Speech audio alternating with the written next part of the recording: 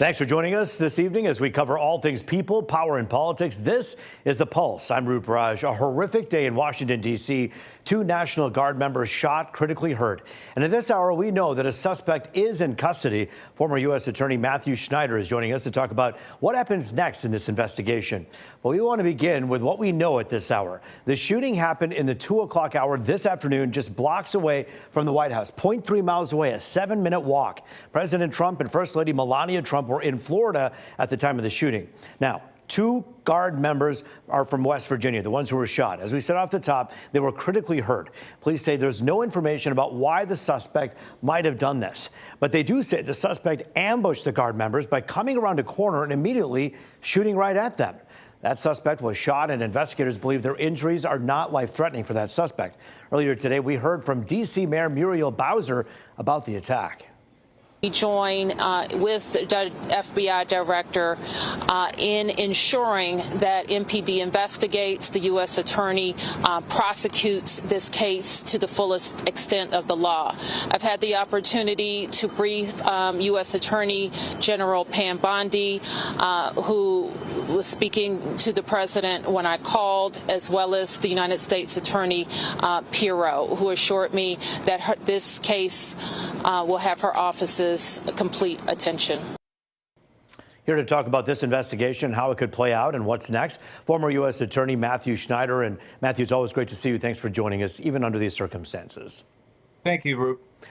First of all, I think it's great to see there are Democrats, Republicans all together in this. Obviously, we have one common goal. It doesn't matter who you voted for. What happened in Washington today, by everyone's regard, has to be considered vile, abhorrent, and unacceptable in this country.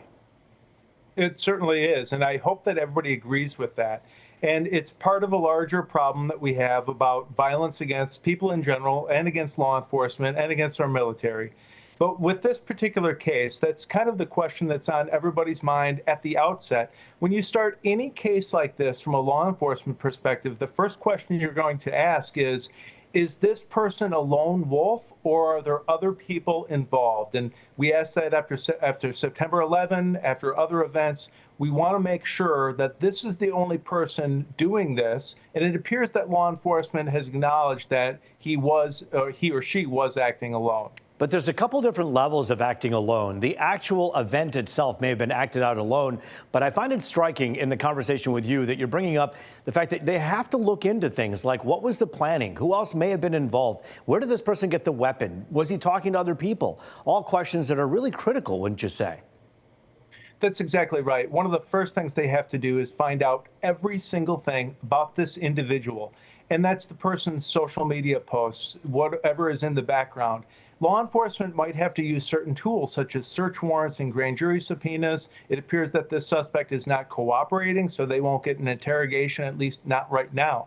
But they'll do a deep dive and a deep dig and to find out everything about this person's background to see if anybody else might have been involved. I just find it so alarming when you see, again, and I say this all the time, and I do vilify social media because so much vitriol and just awful stuff is on there that just creates more chaos. But so many people on social media are saying, see, this is what happens when you have National Guard out and about. That's a disgusting way to frame this story. If you think about it, these National Guardsmen and women are actually Americans who are deployed into different communities. They didn't volunteer to come out there. They're literally working at the pleasure of the president. Well, that's exactly right. And the reason why that argument that it's about the National Guard is completely wrong is you could apply that to so many other situations, like the murder of a healthcare executive. Well, we still need healthcare, so that's unjustified. The murder of Charlie Kirk, we have freedom of speech, and we want that, so it's unjustified. So having the National Guard be the scapegoat here is really not the approach to the problem. The approach is people shouldn't be acting out in this fashion. We understand that there are an additional 500 troops that are going to be deployed to Washington in the wake of this shooting. What do you make of that? Well, that sounds like at least the White House or the administration's response. That's one response. There are many, many different responses here. One is law enforcement trying to find out everything about the shooter. And the other thing is really just the scene itself. If we think about it's a crime scene right there in that area of Washington, D.C., And they're going to be there for quite a bit of time, looking through the evidence, looking for shell casings, tracing them. There's a system to do that, to trace the bullet casings, to find DNA, to find fingerprints, to see eyewitnesses' accounts and see what they have to say. So there's a lot of different responses, and that's just one of them. And rightfully so. Right now, all of the prayers, so many of them going to these two troops who are obviously in critical condition in Washington. But we understand as for the shooter, that person also is recovering, expected to survive. Many people hoping this person survives so that they can face justice too. What kind of charges are we talking about for someone who does something like this? There could be a variety of different charges. At least what we have here now is an attempted murder of a federal official or more than one federal official. Those are federal crimes. Those are clearly punishable by up to imprisonment. But you could have additional charges here. You could have, if there is a conspiracy, if other people are involved, if this is an act of terrorism, you could have a severe punishment, even up to life, or potentially the death penalty for this type of offense. We don't have all the facts yet, and so we're waiting to see what charges might apply. We're also waiting to see how these troops move forward. Obviously, this is a dangerous job. They're out there doing their job, and in the midst of it, are attacked themselves. Talk for a moment about how National Guard's troops are likely looking at one another and saying, hey, we got to make sure we have each other's backs, as was done today. That's exactly right. And people will be on high alert. It's my understanding that these National Guard members are actually deputized as Special Deputy U.S. Marshals. I was a Special Deputy U.S. Marshal for 4 years. I know what that entails. It means you can defend yourself with a firearm on behalf of the government if you're attacked. And you can look at events like this as the National Guard. They're not simply just walking around. They are armed and they are ready to thwart attacks if necessary. And it looks like we don't know right now whether this was entirely defensive, whether they were attacked or they were trying to thwart this gunman and were acting in self-defense. We don't know yet, but that'll be coming out in the days ahead. We're both looking at the same video, Matthew. These are pictures that we just saw a second ago of men and women who are our neighbors or people who come from different states. They went to college right here in the same communities often that they serve in. And we got to remember that these are our fellow Americans, whether you like the decision of them being there or not. That's exactly right. Look, you know, some people think it's not a very popular time to be a federal government employee. We just had a government shutdown. These soldiers, they weren't even getting paid in some circumstances, right? So we really owe them a tremendous debt of gratitude for putting their lives on the line, sometimes doing it for free without getting paid, and really giving up a lot of things. They're sacrificing away from their families. And then this is the response. So we have to stick with them, and we've got to have their back. You're a guy who has done his job by the books, and even as a consultant with us, you do the same, but you always have heart, and we appreciate you bringing that to the table each and every time here. Thank you so much, Matthew Schneider, former U.S. Attorney, for your time on The Pulse tonight. Happy Thanksgiving. Thank you. Happy Thanksgiving to you as well. We are continuing this conversation after the break with Lori Goldman with Femmes for Dems and conservative commentator Brandon Bryce. He actually just flew in from Washington earlier today. You're watching The Pulse on Fox 2.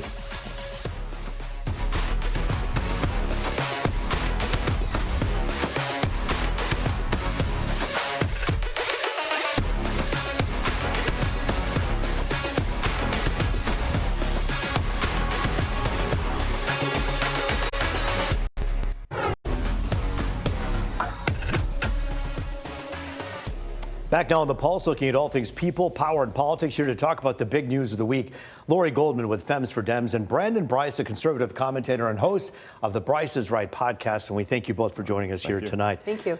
Brandon, I want to begin with you because you literally flew in from Washington today. I called you earlier today when we found out about the shooting to ask about the pronunciation of the metro station that was right in an area that you're very familiar with. As someone who obviously stays in D.C., give us kind of a breakdown of where this all happened. You know, it's interesting because this happened maybe not even 3 or 4 blocks from where I work. And it's scary because when you look at, I mean, we just saw this, 3 or 4 months ago with the Charlie Kirk case, where every day these are not just soldiers, these are someone's brother, sister, mother, father. And the fact that they're giving their time on a holiday and for this tragedy to happen is awful. And kudos, I think they should throw the book at this coward, because this is not the way that you handle conflict. You don't shoot them. We saw that where civility, Roop, is something we really got to start to question is, Are we at a pace where the rate of conversation is gone? People are retaliating, sadly, in other ways. And this is a tragedy. Lori, when we look at leadership and we always want to sit back and say, well, it's because this person leads this way, this person leads this way. Ultimately, as independent thinkers and as Americans, don't we have a moral duty and obligation to operate from our own set of morals without being led by somebody? And in that vein, people who do things like this, whether it be to Nancy Pelosi's husbands, Josh Shapiro's house, or President Trump, or in this case, the Guard members, what are your thoughts on what we have to do to stop this? Well, it's all wrong, whether it's Charlie Kirk or what happened to the National Guard today. But I'm not surprised. Everything is accelerating. What President Trump is doing, loading every city that he doesn't like with the National Guard and all the other things, is inspiring very, very high feelings in people, and they're reacting accordingly. Doesn't make it right, but every uprising, every falling civilization in the past, since the beginning of the world, has occurred because of the pressures brought from the rulers at the time. Let's talk about what happens, for instance, at a big event in the city of Detroit. Let's just say the police chief says we're beefing up police patrols in a certain area. For those officers to be attacked because the people feel that they're suppressed by officers would be, quite frankly, would be monstrous. We'd say, who's doing this to these police officers? People are used to police presence being beefed up when there are big things going on. People aren't used to the National Guard coming in. And we've all seen the instances where the National Guard, on occasion, has overstepped their bounds and, sprayed bullets at people that were just protesting. I'm not saying it's right. Violence is never right. Everybody knows that. But it's not surprising. But the vast majority of these Guards men and women out there are not doing that. Absolutely right? And that's true. And that's the thing. And so it's like, where do you go from here? And Brandon, I guess that's the question for someone who lives in that area. Where do you go from here? And how do you get the temperature down to where it should be? It's a sad case because I think other National Guardsmen are saying, well, if it happened to them, could this happen to me? I think, the president, being that he's the one that has executed this, he's got to come out with a statement quick. And he's got to create a community pace. No difference than what you have with community policing to say, we're not here to harm, we're here to help. That's got to happen in the next 24 to 48 hours. Otherwise, unfortunately, Roop, this could escalate into something that can spiral and go in a place that I don't even think the president expected it to go. We here at home know all too well the cost, the emotional toll, and the other tolls of this type of threat. This actually happened in Washington just a day after we heard what happened to the Republican Party here, with the youth chair being threatened with his life by someone who was finally arrested. One of the facilities, the GOP facilities, being threatened. And again, I mentioned this. This is a both-sidedness that we can go through. We can go through and audit the list. Josh Shapiro's house, the governor in Pennsylvania. Nancy Pelosi's husband bludgeoned with a hammer. I mean, these people are obviously sick. What, Lori, should people do? What would you advise people on the other side of that camera to do their part to lower the temperature? I think the only thing that has to be done is President Trump has to stop this hateful rhetoric. Alyssa Slotkin is getting death threats because of what he's done. So it's got to come from him. He's got to start there. I finally agree with you on something. Yeah, note on the time and the date. This is the first time we had the two of them agree. I do want to talk about the future of both of the parties, the mainstream parties out there. Lori, we'll begin with you and the Democrats out there. The face of the Democratic Party, the party, where is it going? Who are the leaders that will be emerging in the next few months? And who do you think it'll be? Well, there's a tension between the left wing of the party and the moderates. Yeah. And I don't even like those labels. But I think the left is gaining ground, and I consider myself to be a little left of center as well. So I think it's for the people. What the people want is what the people want. And I think that our party has to understand that their needs are what should be served, whatever you want to call it. So Cory Booker, Gavin Newsom, your thoughts when I say those two names to you? Right away. I like Gavin Newsom. I like his boldness. He's like a nicer version of Trump that's taking steps and he's doing things that are interesting and entertaining and pushing back. That's what we want. Democrats want pushback. Well, Democrats also need and want authenticity, and so do Republicans. Like President Trump or not, we said this on the program last night, you can't take away the fact that he is who he is, authentically so. The next leader of the Republican Party, is J.D. Vance or Marco Rubio the more authentic leader coming after Trump? First of all, let me say this real quick. When you think of Gavin Newsom, this guy has been a complete empty suit. Just look at California, stats don't lie. when you talk about the Republican Party, I would have said J.D. Vance before the Virginia and New Jersey elections. Now I'm saying I think it's Rubio's for the taking. And I think what you're going to see, you know, we talked about Marjorie Taylor Greene. Why did she leave? I think the country wants to know that, because that's going to determine the future of this president. Well, what if we just propose what so many people are talking about? Maybe she left because she lost the favor of President Trump and doesn't think that she can win because the endorsement's going to go to her opponent if she runs again. I don't know about that. I think this, again, if you had asked me before, I think J.D. Vance had it in the bank. I think Marco Rubio, I think the party is starting to say maybe we need to go in a different direction. And I think Marco Rubio is that guy. Marjorie Taylor Greene, not a traitor, yes, no? Lori, what do you think about what she's saying? Some crazy things, but you know what? But do you like what she's been saying recently? I do like what she's been saying recently. I don't forgive her for her past mistakes, but you know what? Trump's endorsement is kind of nothing now. So I think she's smarter than people give her credit for. You know what? I think Marjorie Taylor Greene, like her or not, I think she's bold, and I think she at least stands her ground. Now we're also starting to see Kash Patel. So something is happening where people are starting to say, maybe it's time to go in a different direction. I do want to add, we do have a developing story coming into our newsroom that the suspect in this D.C. shooting has been identified as an Afghan national who entered this country in 2021. Again, the person who apparently did this, according to investigators, is an Afghan national who entered this country in 2021. That's going to frame this conversation in a very different way, isn't it, Lori? I would assume, yes. Brandon? I think the president's waiting, and I think you will hear something in the next 28 to 48 hours. We're going to be here every step of the way. And sadly, at the end of the day, you have two people who are clinging for their lives who we all, of course, are praying for, regardless of what stripes and colors you claim. So we thank you, Lori Goldman. Thanks for your time today. Brandon, Bryce, great to see you. Always love having you both on. You can disagree without being disagreeable. These two do it every night when they're on here. We love it. We're talking tariffs after the break. It's almost holiday shopping season. So what do you buy? What do you pass on? Jan Griffiths is in Studio C with the answer. You're watching The Pulse on Fox 2.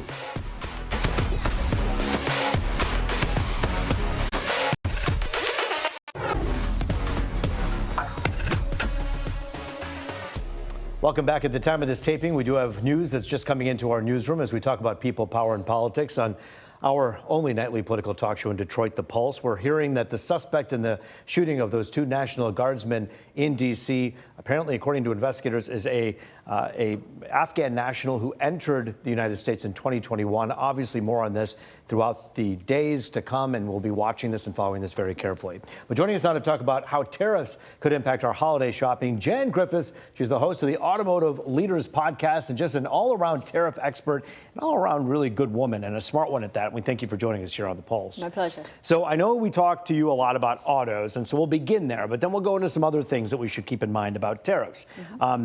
This is a simple but yet difficult question. Is this a good time to go buy a car? It's not a horrible time to buy a car, but you might want to think about other purchases first. Yes, there are some deals out there with cars right now. You can see them. They're on the advertisements on TV. It's okay, but you're not going to see any deep discounts on cars right now. What are the automakers and the car dealers with that we're not seeing? Lift the curtain for us.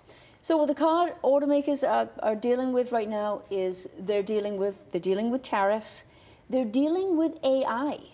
They're dealing with having to realign their business because of the drop in the EV demand. If you remember the EV credit, there was a $7,500 tax credit. Well, that went away at the end of September. So with EV volume dropping, then they have to lay off people, they have to change things around. That's the big challenge right now. That's why we're seeing these layoff announcements. GM, Factory Zero, 1,140 people. And of course that, as we know, that filters out into the supply base. So you are going to see more of that, but I wouldn't get too overly concerned about it. It's a normal realigning of the business given the demand, if you will. Nothing alarming that in your eyes right now that you're looking at. But what about the AI? I think that's interesting. Yeah. Artificial intelligence, you can't go a day without having a conversation with someone about AI. How is this affecting the autos? Yeah. So AI, you know, there's immediately this fear, right? There's this, oh my gosh, is AI going to come and take my job? Well, maybe. AI is very good at taking on some very basic, transactional, mundane, boring tasks. It's nowhere near ready to replace a human. We still need, and they use the term human in the loop. We will still need a human in the loop. It will augment and support the human so that we can do more enjoyable things and be more creative. And we need more of that in the auto industry. And so basically AI is paving the way for perhaps that new chapter, that new iteration. It absolutely is. Well, let's talk about Black Friday. We have a lot of people who are out there saying, okay, I want to treat myself to something. It's been a tough economy for a lot of people out there. Dishwashers, toaster ovens, dryers, blenders. When we look at these specials, when it comes to tariffs, what are we looking at here? Yeah, so anything that's coming from China, you may not be seeing that Black Friday deal that you perhaps expected. Yes, will there be deep discounts to support Black Friday? Of course there will be, but maybe not as much as you expect, because a lot of the appliances, a lot of the electronics, particularly the electronics, are coming from China. Small appliances are coming from China. There's still a significant tariff burden on China. The average tariff burden on Chinese products is 29%. Now, if that product is heavy, with steel content, that's going to be high. That's going to be at the higher level. Because the steel tariffs are so high right now. Because the steel tariffs are high. And then the China reciprocal tariffs are 10%, reduced from 20%. So there's all this tariff stacking that applies to the Chinese product. So like a toaster oven that you buy that's made in China, made from steel, could be like significantly more expensive. Oh, yes. Even absolutely. with a discount or an Amazon Absolutely, sale. yes. So what do we do moving forward in terms of buying gifts? Do you go to ChatGPT and say, find me a toaster oven or a dryer that's not made in China, and find the people who make that and see it? Right? Good luck, because there's not a lot, right? Good luck. I would say this. I would say, if it's coming from China, get in line for the electronics. If you have to prioritize what you're going to do on Black Friday, prioritize electronics. Get there first, because you want to get your hands around those discounts first. And appliances. You're going to see an impact on furniture, on home goods, and some toys. That's going to be a lot. So these are the things we have to look out for moving forward. Yes. I'm going to ask our producer, Aaron Jordan, to get back in my ear and tell me more of the developing news about this. The suspect in this case that we were talking about with these two National Guardsmen who were shot was apparently living in Washington State. Again, an Afghan national who entered the United States in the year 2021. We are following this story throughout all of it. Stay with Fox2Detroit.com and Fox Local for the latest on this case. Of course, prayers going out to those two guardsmen right now in the entire D.C. area. Jan Griffiths, thanks for joining us here on The Pulse to talk about business. We always appreciate having you on. My pleasure. That is The Pulse for tonight. Thanks so much for joining us. I'm Rup Raj. As always, it was great to be with you. Thank you. You did a great job. Yeah, no, that was good. We had, we're still on, yep. My mic is still on too, guys.